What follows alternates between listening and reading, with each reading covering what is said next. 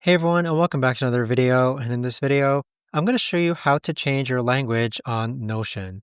Now, this video is going to be particularly useful for individuals. Let's say that you just got started on Notion and you want to change your language from English to something else. How do you actually go ahead about doing so? Now, this video is going to be short, sweet, and simple, guys. There's not going to be a lot of steps involved.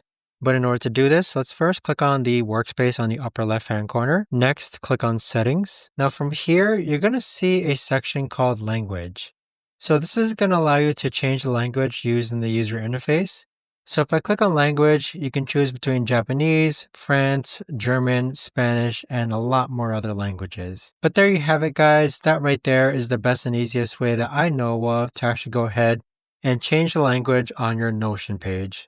If you guys know of a better or easier way to actually do this, let me know in the comments down below. I would love to know. Thanks so much for watching, everyone, and I'll see you guys all in the next video.